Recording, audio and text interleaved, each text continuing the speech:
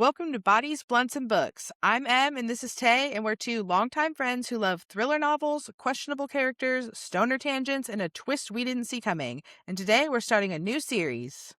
Today is a book versus show episode. We're talking about Sharp Objects by Gillian Flynn. We'll give a quick recap of both the book and show and then get into the nail-biting details. So grab your bud, a snacky, and something to sip on because it's time to light up. Hey Tay, long time no talk. How you been? Hey, Em. I'm kind of busy again, but pretty good. How about you? Busy too for our loyal fans, which you probably aren't there yet, but maybe when people come back to the archives. We had to take a little break because, well, just a lot of reasons. Life got busy. Oh, yeah. But we're back, and this is a lot of content to cover. We had to push it back because it's a book plus 8 episodes with the Sharp Objects miniseries. Yeah. And it took me a long time to get through that show. Yeah, we have thoughts on the show. We do. But nothing really new in my life. Same old, same old. How about you? Any obsessions, Tay? Any updates? Let's just dive right into the obsessions. I'll do the quick ones first. Casey Musgraves put out a new album. It's really country. I love it. It's so good. So I'm obsessed with that. I got a new coffee maker with the iced coffee setting, so I'm obsessed with that. But mostly I've been so into Role Model by Rachel Reed. Yes! Gay hockey. I've been dying to talk about this. It was the best. Like, aside from the Ilya and Shane story, book 2, Heated Rivalry, it's been my favorite. They're so cute. It was so good. I know, it's so good. It's, if you're not counting the Shane and Ilya story, like, it's just the best. It is. And it's like, I don't know. I love Shane and Ilya a lot too, but I could not believe, like, I loved Harris and Troy, like, equally. I was like, giddy.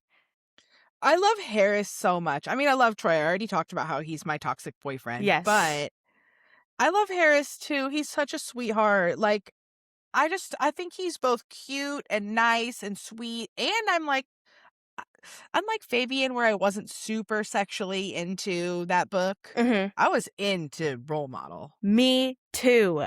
I was hooting and hollering. I was all the gifts we send each other, fanning ourselves, things like that.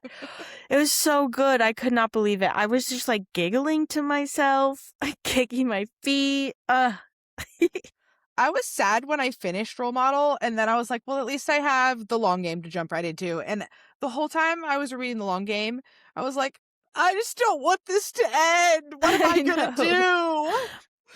I thank God now there's a show. I think once I finish, because The Long Game's next, and that's the only one that's out right now, right? Like, that's the last one that's out right now?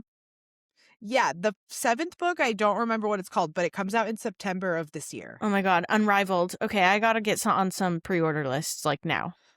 Right? I'm not going to be able to wait when it comes out in September. Huh. I'm gonna have to rewatch the show. My only problem is I have my Goodreads list going, and I really want to hit my goals, even though I did move my goal down from 100 to 75 so that I would stop being disappointed that I was behind every time I looked at it. But still, I don't want to reread any books because I'm like, it's not going to count towards my total. Okay, so fair. I get that. But I recount my rereads because I'm still reading. So I'm like, I'm still putting in the work. So I'm counting it again. But I understand if you don't want to. But it won't count it on my counter on Goodreads, will it? Did you just read them, like, this year? Yeah. I think I have a book, the app I use does let you count them as rereads. I don't know about Goodreads, though. And again, it's not worth switching apps for something like that. They're both pros and cons. I know. So it's not worth it. I just love the data of it all. So I need somewhere to record all my books. The data. Yeah, I meant to find a picture of this guy, and but the guy who played Superman in the newest one, his name's David Corenswet. Okay, let me Google. Oh my God. Who is this supposed to be? Troy? Troy. Sorry. This is who I was picturing. Oh my God. Him with, like, a little bit Oh, of okay. scruff. Oh, I could see that. I I feel like love I him. didn't assign a face to Troy when I was reading it. He was just my dark-haired, buff hockey boyfriend, but he was kind of just like a blank face, I guess. See, But I that's could see what this. Harris was kind of the blank face for me. Like, he was many different. I couldn't quite picture Harris, and I don't know why, but this is who I picked for, who, like, my brain immediately went to for Troy, and I was like, oh, I'm passing away. He's such a cutie. I love him. Who did you think of? Did you come up with a casting for Harris? No, I was just kind of looking on Reddit and seeing what other people thought. Again, I feel too many people were casting him as another skinny buff guy. Harris is chubby and furry, and I need that. I agree. I don't want to see a fit Harris. Yeah. And I mean, honestly, I want it to be like nobody's like Connor Hudson and Connor Hudson? Connor Story and Hudson Williams. I wish, like, I want the new casting to just be nobody's. I think that's really cool. Oh, yeah, same. But, like, this is who I pictured as Troy, but in reality for the show, I think it'd be cool to have, like, up-and-comers. Oh, I agree. I don't want to see anybody I already know Yeah. unless it's from something small. Exactly. Did you see, I don't know if you saw this video I sent you, Margaret Cho was offered the role Oh, of, yeah. well, I have to assume it was Shane's mom. I'm not sure what other role it Yes. would have been. But she didn't go because she felt like she might, they had to film in Canada, and if she left the United States, that she might have trouble getting back in. That is so fucked up. I hate that so much. I know. I mean, I do love who they cast as Shane's mom, Mhm. but Margaret Cho would have been good too. Agreed. And she seemed, I remember you sent me that video, and she also seemed sad. I would too. But, I mean, I get why she didn't. That's just so fucked up, though. Fuck ICE, by the way. Fuck ICE. This is a anti-ICE podcast. Yeah, let that be known. Okay, you had asked me who I thought of for Troy and Harris the other day, so I thought about it a little bit. I didn't really, like I said, assign anyone when I listened to these books, I should say. I keep saying read, but I'm a phony, a fraud. You're not. Hill I'll die on. Audiobooks is reading. Anyway. So I was thinking about it, and I was thinking for Troy, like a Chris Hemsworth type, but with darker hair. Okay. It's kind of just what I pictured, like especially that body type. Yeah. Just big. It's funny she differentiates how big everyone is, but my brain is just, I mean, they're all big. Like, they're all she's big. Like, even this one that's a little bit shorter than others is still big. Right. And then for Harris, okay, this maybe is out there. Josh Hutcherson, but he has to gain like 40 pounds for the role. Oh, I'm so in. I was drinking water, otherwise I would have interrupted you immediately to be like, I'm so in. That's brilliant, Em. I love it. I feel like, yeah, he just needs to put on a little weight to be Harris for me, but I feel like that face could be Harris. Yeah, and he's like, I don't know, he's such a chill guy. Like, I see interviews of him, and he's just funny and chill, it seems like. Oh, I love this. Now I have to reread the whole A Hill book. I'll Die On is, oh, fuck, what was it called? I'm so sorry I'm doing this. Josh Hutcherson had a show that I really liked. It was on Hulu. Future Man, right? Future Man. Yeah. Yes, thank you. Yes, I couldn't think of what it was called. That I will stand on that being one of my favorite, especially the way they combine comedy with sci-fi. I feel like that's hard to do, and that show was good. It seemed good. I just have an aversion to watching TV because something's wrong with me. I was shocked you even finished Sharp Objects. I had my doubts for you. I really struggled. You committed. But I was determined. I said, I'm not going to let the podcast down, and I do really ultimately want to see what they do with the show compared to the book. I was going to tell you, it's like not that big a deal if you didn't finish it. No, I had to. I feel like we gotta do our homework a little bit, I guess. Yes, that's the thing, is like I can't not. I did do it. I did have to ask the boss for an extension of the deadline, but we did it. Well, we'll get into it later. No, you offered me one, which was so nice. Oh, I did. I was gonna talk about the show, but let's keep talking about our current obsessions. I had 2 books I read. This has been a little bit longer of a break, so I gotta talk about my current books. You gotta. So first I read Mad Mabel by Sally Hepworth, and We were actually going to do this as our next new release book for the podcast, but yeah, life happened and the timing just wasn't going to work out.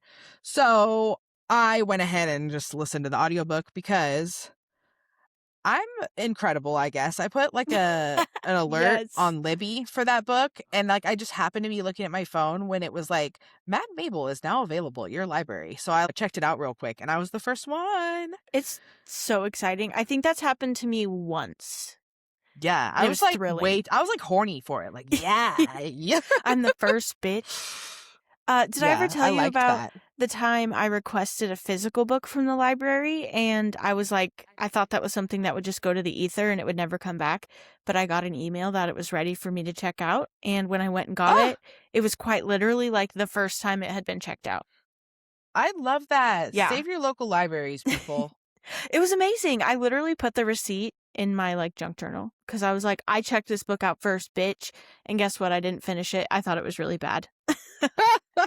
Uh, Well, it was very thrilling nonetheless. And do save your libraries also. I love libraries so much. I know. I read slash listen to like at least 5 books a month. Yeah, I can't be paying for all of those books. exactly. Gonna go broke. Okay, so back to Bad Mabel. So sorry. I loved this book. I listened to it on a long car ride and I finished it in like a day and a half. I don't want to give too much away about the plot, but if you like strong feminist characters and stories about female friendship, it might be for you. And a side note, I actually listened to a different audiobook from this same author, Sally Hepworth, called The Soulmate a few weeks ago. And I Oh, did not like that book. I thought it was boring and cliched and the writing was just meh. So I was kind of skeptical for Mad Mabel. But yeah, I ended up really enjoying it. Um, and basically, it's a story about Mabel, who is 81, but as a girl, she was labeled as crazy or mad because there was a lot of death around her, and her father kind of set the tone for the whole town to believe she was responsible for all of it. And then the book kind of leaves what actually happens to be unraveled as you go through it. But the story starts with Mabel finding her neighbor dead, and the media catches wind of who she is, which is the youngest person to ever be tried as an adult and convicted of murder in Australia. So she's kind of famous, but okay. And it takes place in Australia then? yes, Okay, it takes okay. place in Australia. That's Sorry, I should cool. have said that. And yeah, it was really good, and I definitely was tearing up at the end. Oh my God. I thought it was well written, Oh, and I kind of guessed some of the twists, but it was still very shocking to me. Like didn't want to stop because I just needed to know. I love that. It's on my to be read list, which is ever growing, but it's like a Mhm. high up one. Like it's one on I want to read soon. It sounds great. Yeah, Um, I really liked that one. It it, would have been good for the pod, but yeah. oh well. I mean, maybe I mean, someday.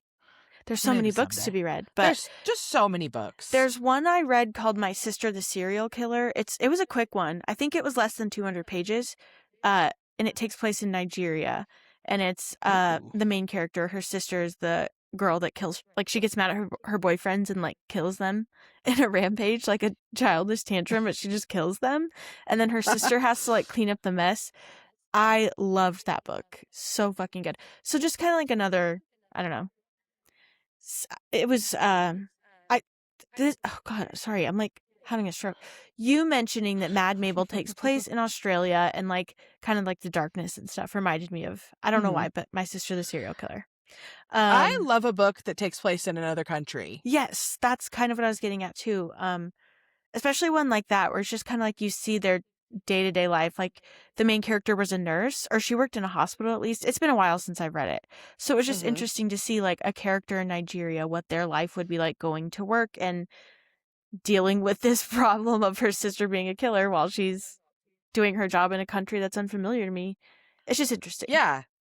Yeah, I read this one book that took place in Lisbon, Portugal, and I read it like a couple Oh months before I yeah. was actually going to visit Lisbon, and I just thought that was so fun, like reading about places and stuff that I could then go visit. Yeah, that's exciting. And also, I've read a lot of books that take place in um, like the British Isles or the Scottish Isles, like, islandy places up Yes. in the UK. And I really want to go there. I love a setting like that. Like Daisy Darker, so like gothic. Yes. Oh, I Love know. I it. loved the setting for that book. And Beautiful Ugly by that same author kind of had a very Oh, similar setting. would you recommend Beautiful Ugly? I can't remember. Or is Daisy Darker kind of good Mm, enough? Do you get the gist? I think just stick with Daisy Darker if you've already read it. I would say that author reuses the same kind of like twists and plots a lot. Okay. So if you enjoy the first one, I would just let it be there, because if you read two or like another book or two by her, you might be like, it kind of spoiled the first one for me, is what I'm Okay, saying. fair. Like, I enjoyed it, but then after the second one, I was like, oh, are you just reusing plot lines? She said, yes, I am. Sorry. I Sorry, don't it's know. what I got. I liked the twist in Daisy Darker. I've seen a lot of discourse about it, but Hmm. I don't mind a little supernatural element. Me either. I feel like people call them like popcorn reads, and I love that. Oh, yeah. That's like a Frida McFadden special. Yeah. And Something that you can just like easily read in a day and forget the next. yeah, and it's fun. It's I love a Yeah. book like that. So, Brain candy is I've heard it yes. referred to. I feel like we call it that. I mean, other people probably do too, but you and I call it that a Yeah. lot. Hmm. Okay, I have one more book. Oh, yeah. This one I didn't look. It's not as strong as a recommendation as Mad Mabel, but The Reappearance of Rachel Price by Holly Jackson. And this was another one of those I just kind of randomly checked out from Libby. I had some time, so I just started it, and it was like 16 hours for an audiobook, so that's pretty long. Um, but the story's about an 18-year-old girl named Belle who she's like in the process of being interviewed for a documentary called The Disappearance of Rachel Price, which is about her mom who disappeared 16 years ago, and then the case remained kind of a true crime favorite throughout the years. So they're filming this documentary, and then about halfway through, Rachel Price, her mom, reappears in the same clothes she went missing in 16 years ago, claiming to be held as a prisoner in a basement this whole time. And Belle is immediately skeptical and kind of notes some inconsistencies with her mom's story. And then the rest of the book is a little bit of like a cat and mouse to figure out what really happened. Um, but something I liked about this book was Belle, the main character, she's like deeply wounded by her mom leaving as a baby, even though she logically knows like her mom was kidnapped or murdered or something, and um she didn't leave her per se, but she just has this deep like everyone's gonna leave me, so I have to push them away first kind of Hmm. mentality. And you get to see her kind of grow and push past that. I think that's something I like about YA books. Like you Oh, get that a yeah. lot. Like the personal growth, um like especially emotional growth, I guess. But yeah, I liked it a lot. The protagonist, she's witty and like kind of a little mean, but in a funny way, I guess. I like I, that. I Yeah. liked it. Yeah. I feel like the twists were pretty obvious. Like I think I guessed pretty much every twist in this one, Oh, but okay. I feel like I've said this before. I don't really mind that. I think good writing should leave you with enough clues to guess what's going to happen. I Agreed. mean, not every time, but I also consume so much thriller content that I kind of catch on to patterns Right. quickly. So I don't know. I don't hold that against a book that I guessed every single twist, but I thought it was a good one. Usually 16 hours I feel like would take me kind of a while to get through, but um I just enjoyed the writing. Yeah, it was Rachel Price. What was the title of it again? The title is called The Reappearance of Rachel Price. Reappearance of Rachel Price. Okay. Yeah, that does sound really good. Oh shoot, the character maybe sounds a little bit like Camille in the book Sharp Objects we're gonna get Yes. to. That's what Yes. your description kind of reminded me of. And I like a character like that. Yeah, me too. It's not like quite manic pixie dream girl, but it's like grumpy, edgy, loner lady. I don't know. Like, I can't describe it. Like, prickly, yeah, for sure, and mad. And I love it.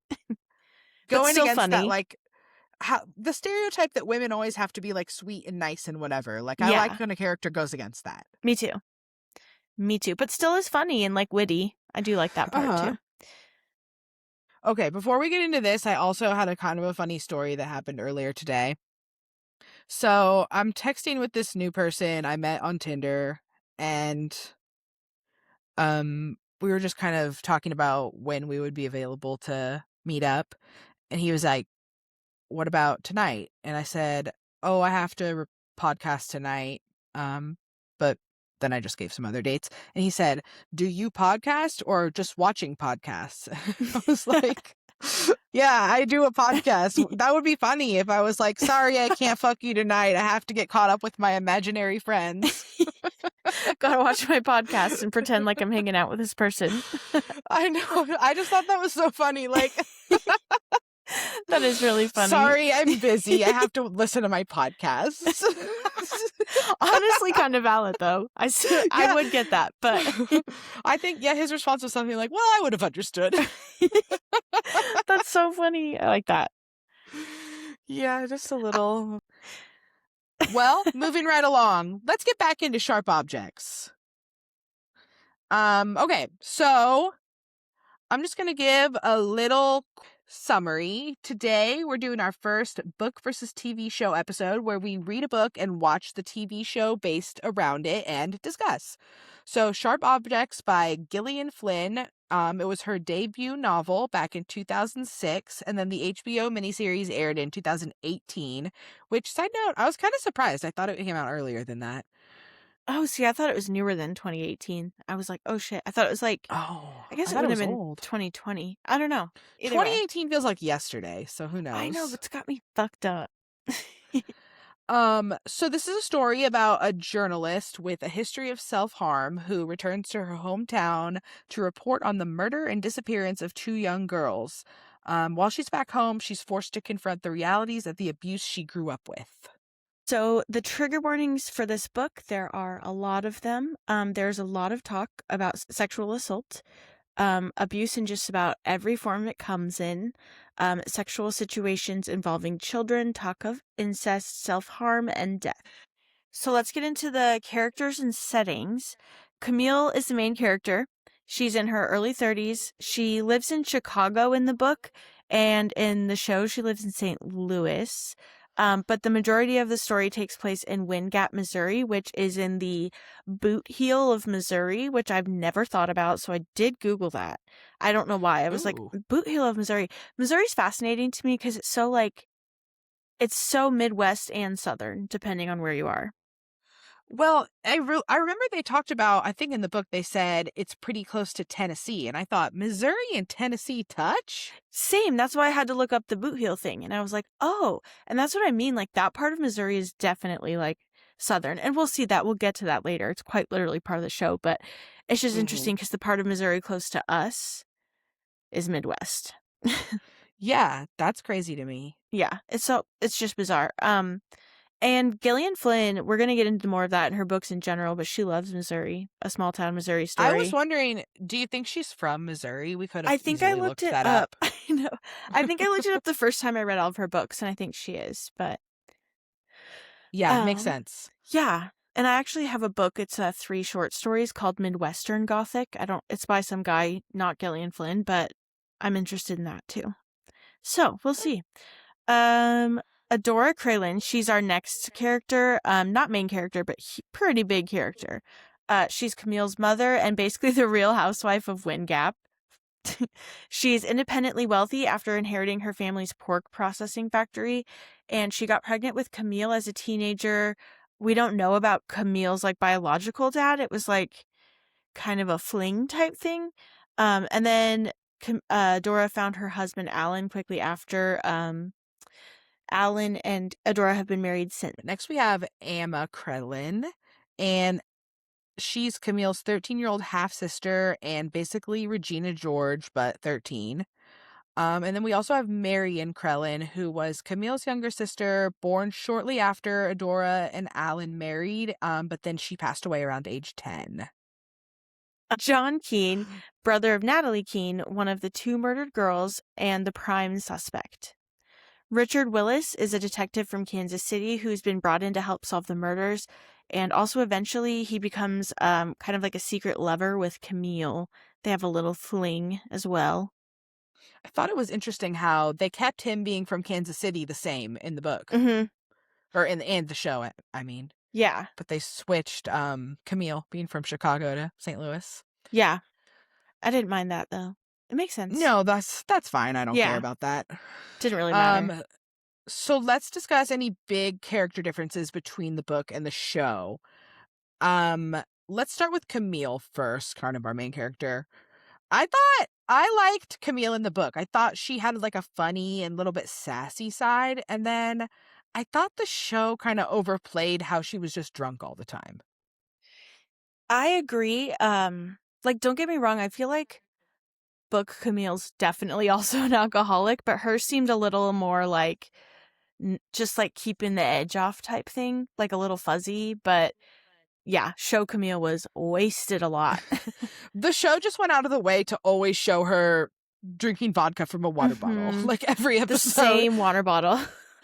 Yeah, I don't know. I just thought the actress, it's not that she did a bad job. I just thought they didn't give her enough to balance out her, like, darkness, I guess. I think so, too. I agree with that. I kind of described book Camille felt a little more reserved and detached. Like, you could kind of tell why she was a reporter and also not a very good one, because she's just kind of like there a lot of the time, and things are just, I mean, she does show up to people's houses and stuff, but in her own home, she's just kind of like a background character. And in the show, she was just a little more like feisty, but like she was really quippy in the show, but still like super drunk all the time, so it kind of came off weird. I don't know. I'm with you. I love Amy Adams. I just didn't love show Camille that much. Wait, you said you love Amy Adams? Yeah, that's the actress who played her, right? Like, oh yeah. I'm dumb. Sorry, I was thinking the character from Gone Girl. That's her name's Amy, but not Adams. It's something similar though. Okay, yeah, but yeah, Amy Adams. I think she's a great actress. Yeah. And I think she looks like what I envisioned Camille to look like too. Like, I thought the casting was good. Something about the show Camille, I just didn't find her as sympathetic or likable as I did the book character. Yeah, agreed. It just maybe felt a little more heavy-handed than the book, which is weird since it's a show. And maybe it's because in the book you get to, like, hear all of her thoughts. Yeah. And so you kind of understand her reasoning for things a little more. Whereas in the show, it's not like she can say this out loud to anyone. The only way they can communicate it is through her just acting. Yeah. I think I literally mentioned that later in some of my notes too, is like, I understand why they had to make those changes because we are getting like her monologue and like her flashbacks and everything. But in the show, it just didn't work as well. And I couldn't quite put my finger on why, but yeah. and I think it's that monologue thing, like inner monologue. What about Emma? So I thought, okay, I don't think they mentioned Emma's age in the show, but I think in the show it's implied she's older than 13. I agree. I think they aged her up to like 14, 15 in the show. Yeah, but then like they still kind of left it ambiguous. And I guess I could see why. For a show, I don't really want to see a very childish child do the thing she's doing. I mean, she's still a child in the show at 15, but 13, like, I just felt book Emma was described as so much more childish. And I was like, I don't want to see that in a show. So, like, I get it. And she felt more sinister, too, because she was childish. Yes, so true. It reminded me a little bit of, oh God, Interview with the Vampire. How I can't remember the character's name. The daughter, the young vampire girl. Yeah, in the movie, oh gosh, they aged her up a little in the show. At least I've actually never seen the 90s movie, but I know in the books that character is like 6 or 7, maybe. Yeah. And then in the show, they aged her up to 14. And I agree. You can see why they do that, because it's hard to watch those storylines happen to someone who's so young. Yeah. Like the book was weird. It would describe her in a really sexual way, but also like really emphasize like she is a child, like she's showing herself this way, but ultimately she's a child, and it was like jarring to like see the things she was doing. Yeah, okay. And I wanted to touch on that, how sexualized Emma was. Yeah. And did you get the impression in the books that there was an implication that Adora and maybe her friends were sexually abusing Emma? I feel like yes, because of the way like Emma is hypersexual at that age, and like even like her and her sister like exchanging the ecstasy via like tongues. I The was like, kissing, and like how Emma always wants to sleep in bed with Camille yeah, and like cuddle and stuff. Yeah, the incest vibe between them was real, but in the book, I got kind of the impression that Adora was always having these parties, and then she would drug Emma, and it just seemed like there was kind of a sexual element to it too, but I couldn't oh, really tell. And I don't think they brought that into the show at all, but with Adora and Emma, mhm. but they did with kind of the incest vibe with Emma and Camille. Oh, actually, there's a part in the book where at the end where Adora's taking care of Camille, and like she like checks her temperature by putting her fingers inside her, and I was like, that just seems Yeah, wildly yeah. unnecessary and crossed like a huge boundary. Like it's so violating. But I think it kind of explains, like in the book where you get that weird sexual undertone Yeah. from Adora, it kind of explains Emma's behavior a little more. Yeah. For a 13-year-old to be acting so sexual like Emma was, like uh, it's almost guaranteed there's been some kind of abuse. Like Like trauma. Yeah.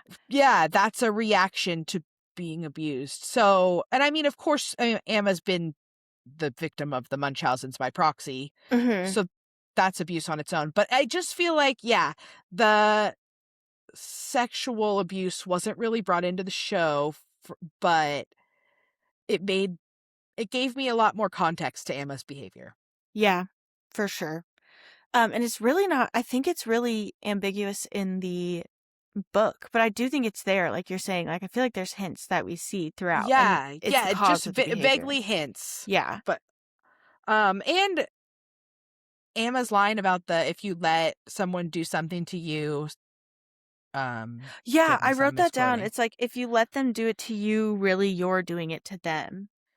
Yeah, It's and that something like also that. that was just giving victim of sexual assault, like Right. childhood sexual assault especially. Yeah, God, this show was the book, It was hard. yeah, so dark. There's just I so enjoyed the much. book. We we're jumping all around, but like I enjoyed the book so much. It was dark, but I really liked it, but the show I just found hard to watch. I could not do more than one episode at a time because it was just Mhm. so dark and heavy with no relief. Yeah, and the book was like that too, but I remember again towards the end of the books, like I don't know the correct terms, but it feels like as we're approaching the climax, Camille goes home after finding out about like I think she had found out about Marion finally and kind of put the pieces together like, okay, Adora's poisoning Uh-huh. us. So she goes home to this dinner, and it's like without any context, it just sounds like a family dinner. Like Adora just made dinner and everyone's sitting around.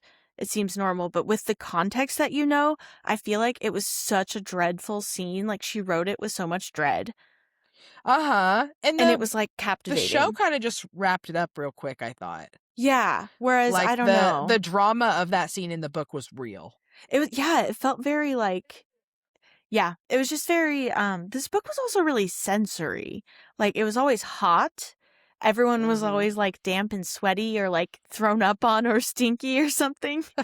Yeah. Smelling like alcohol. Like they're always telling Camille in the show and or the book, like you reek. But I just remember in the book sometimes being like, God, this feels uncomfortable. Like I just feel like Gillian Flynn is amazing at writing atmosphere in that way. Yes, I agree. Okay, back to the characters. I don't really have much to say for Adora and Alan, but I don't know. I thought Book Alan seemed pretty like subdued, almost like I Mm-hmm. thought maybe Adora had been low-key drugging him too. Maybe not like to be sick, Oh. but just to kind of like anxiety meds or something to keep him kind of like strung out a little, because he just seemed so like out of it Yeah, for most of it. absent. Yeah, but in the show, I thought they kind of amped him up a little. He was a Oh, little yeah. more like of an active participant, it felt like. Maybe not fully, but he was Oh, more yeah. there, more present. I don't know. Exactly. Like, I actually wrote, like, I do love this book, but Alan's absence was a bit of a plot hole for me. I mean, not everything needs to be laid out, but it was a little wild. Like, you, like in the show, it kind of demonstrated something that the book didn't. Alan is asking Adora, like, can you just lay off, like, let Emma's body take care of herself? Like, the body's amazing, it's a machine. And Adora's just like, ha ha ha, no. And I'm like, Yeah, that never yeah. comes up in the book. Book Alan is just like, well, bye. Like, he's just never there. It was a bit of a plot hole for how much I And did I love. feel like we never really get an explanation at the end, like Book Allen, like what he thought about how everything turned out. Yeah, he just kind Like, of just disappears from the story. uh-huh. Um, I did say he was such a fucking dick in the show, which makes Yeah. sense because if he were like the opposite of him being absent would be somebody who's going to get along with and be able to live under Adora's power, so a fucking asshole. Like it made sense that he was equally as cruel as her, but he's also still low-key probably being abused by her. Like I'm sure she's Mm-hmm. I mean, we see in the show she's awful to be married to. Yeah, you don't want to live with this lady No, she's crazy. in any capacity. I also felt that Adora was more sinister in the books. Emma and Adora felt a little more sinister in the books compared to the show. She felt a little more reined in the books too. Yeah, Or like what did you think? calculated almost. Yes. Yeah, calculated. That's a good word. That's what I I was looking I for. think I hadn't thought about that until you just said it now, but I totally agree with that. In the book, she's very aware of how everyone else perceives her. Like she puts a Mhm. lot of emphasis and effort into always coming off as like this perfect society hoe or whatever. Like Yeah. it's a socialite or whatever. I mean, it's a small town. They don't have socialites, but She kind of is that's though. the vibe she wants to put out to people. Exactly. But Um that's not so much a concern in the show, I feel like. It's not really touched on. yeah, agreed. In the show, I think she shows a little more emotion too, and Mhm. it's just I don't know. Like, she has a few scenes, I feel like, where she kinda, like, throws a fit in front of other people, like, Yeah. telling Camille to back off or something like that, where in, like, a public scene. Mhm. But in the book, it's a lot more like she only really acts like that seemingly at their house. Right, in private. Exactly, in private. And that's what I think was the difference. Mhm. But I think the actress Patricia Clark played Adora. She's very good at playing like cold and detached and crazy though. Oh, I thought the casting for Adora was Yeah, perfect. she played Tammy One in Parks and Rec, remember? I just think at the end when the way she was like babying Emma at the end when they both were like sick as hell because she was doing it to them, it was very scary. Mhm. And then one other character I wanted to touch on, Alice, who was Camille's psych ward roommate. And the book, we get a little bit about Alice. Camille just kind of reflects back on her time in the psych ward and her roommate, who was a teenage girl who, I believe, killed herself while she was there with, Mm-hmm. was it the toilet bolts? Oh, Or was Camille doing that? no, her in the book, the roommate like drank a bottle of Windex, and then in the show it was Oh, Drano for yeah. some reason. I don't know why I Yeah. remember that. That's funny. And it was Yeah. fucking Sydney Sweeney in the show. Yeah, Sydney Sweeney. Put her in everything. What did you think about that though? The way it differed? I did not need them to like add that into the show Yeah. for anything. I was fine with the storyline in the book of just like Camille reflecting on her time there and just one more traumatic thing happening, but I Mm-hmm. thought it was unnecessary for the show. I thought why did they make this show 8 episodes? It would have been much better Yes. for me as 6 or 7. My spouse and I talked about that too. Like, what is the deal? Like, I think, oh my God, I have so many opinions. I have like 10 thoughts. I have 10 tabs open in my brain right now. Um, I think because they fleshed it out to 8 episodes, we had to get that random side plot. We saw the point of view from so many characters that I did not care about, because I think the relationship between Adora and the 2 daughters is the most compelling thing of the story, which is why was the focus of the book. I mean, there was a lot of other stuff happening, of course, but I liked these characters. I liked the I book agree. Yeah. because of that. The things they added felt very unnecessary. Mm-hmm. Like, I'm sorry, I don't care about the town sheriff. I don't care about Richard Willis. Like, they're just they were just a background character. Not background character, but they just weren't so important in the books, and I liked it that Right. way. Okay, so who did you love and who did you hate? Let's see. Okay, so I love a book like this because everyone is so morally gray. Mm-hmm. Like Camille often she admits herself, like, I am a shitty person. She did do shitty things. So she is self-aware, but she's still a pretty morally gray character, and I still love her anyway, though. I think she is my fave. Camille is my favorite Gillian Flynn protagonist or main Yeah. character. Like of Libby Day and Amy. I don't remember Amy's last name from Gone Girl. Yeah. But I think Camille is the most relatable to me. Her problems, I feel like I understand her in a way. Mhm. And especially the book where you're getting her inner monologue, like there were things that she was talking about that I was like, this feels real. Like I Yeah. have felt these things before and I understand why she feels that way. No, absolutely. I wrote a little note in my book. Like, I think I like these books so much because it shows women dealing with really uncomfortable and ugly, like, thoughts and actions after Mhm. dealing with trauma. Um, I think this is gonna sound crazy, and I sometimes worry, like, I don't think anyone's gonna cancel us, but I don't wanna misspeak. But I feel like sexual assault plot lines, so many women and just, I mean, people in general experience it, that I don't necessarily disagree with, like, people who say don't use it as a plot line. I just think, like, in the show, it showed how Camille dealt with it, in a really ugly way. Like, she's not a perfect victim either. Like, it's not so black Mhm. and white. Like, she herself admits, like, she's not a perfect victim. So it's just kind of shows, like, the ugly ways people can deal with it to get through, because it's an ugly, shitty situation. If that Yeah. makes any sense. Well, and something I like about it too is it's not like something bad was done to her and that's like the or the propelling the story. Oh, yeah. It's just something that happened and it's just a part of her character and it's something she has to deal with. It just kind of feels realistic, I think. Like, it's never gonna be healing isn't pretty, and sometimes you don't really heal, especially because, like, look at she had, like, the childhood she had without really any bodily autonomy in the first place. Mhm. So it's just fascinating. I don't know. I hope I worded that sensitively. Um, Myself and many other people in my life are victims, so I think we get it. Um, but yeah, so that's what made this book so crazy. Like, it was relatable in a lot of ways. Um, I and I have more to say hated, about that, but I want to yeah, come back to it later. okay. Um I guess let's just finish up. How'd you feel about the casting? Anyone you were crazy about or not crazy about?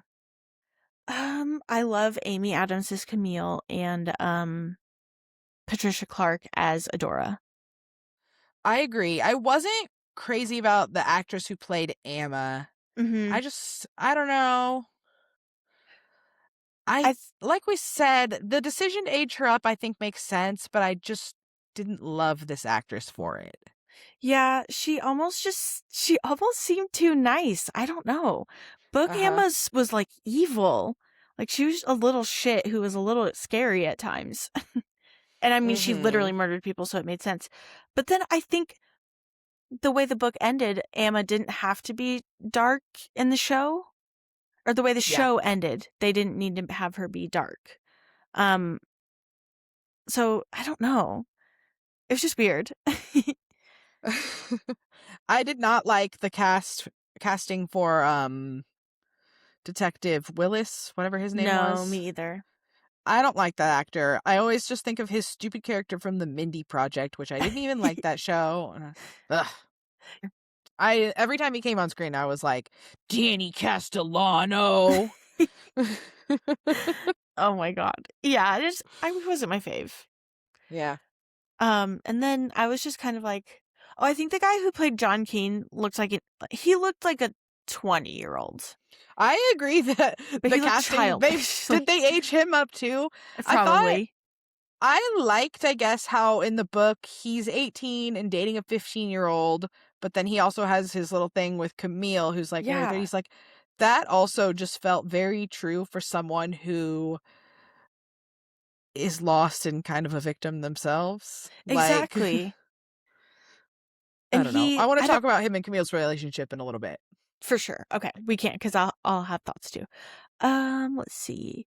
Yeah. I think the casting was it was fine. It's just, again, there were so many characters I didn't care about regardless, so. Oh, someone I want to talk about. Goodness, I don't know her name. The lady who played Adora's friend. She was in Weeds. Weeds. Yes. I don't remember her name. I could Google it. Are you Googling it? I'm Googling it. Okay. I'm so sorry. I wish I knew. I've never seen Weeds, but my spouse put on an episode the other day, like episode 1, and we just watched a couple, and I was like, I think I'll try to stick with it. Weeds is one of those shows. The first 3 seasons are really good, and then it kind of goes downhill after that. It just went on way too long. That's exactly what my spouse said, so we'll see. Yeah, I think that's just kind of... Elizabeth Perkins is her name. Elizabeth. The actress. What are she we played Jackie O'Neill. Okay. Yes, this lady. Okay, I forgot. Yes. I love her. I was happy with that casting. I like her a lot. Yeah. She in Fried Green Tomatoes. My sister and I watched that recently. Big if. Well, we told you we had a lot of opinions, and this episode got super long, so we're going to call it here. On the next episode, we'll pick up where we left off with Sharp Objects by Gillian Flynn. Until then, may your blunts be rolled and your plots be twisted. And if you like this episode, find us on all the social medias at Bodies, Blunts, and Books. I'm Em, and this is Tay, and we're Bodies, Blunts, and Books, and we'll see you next time. Bye.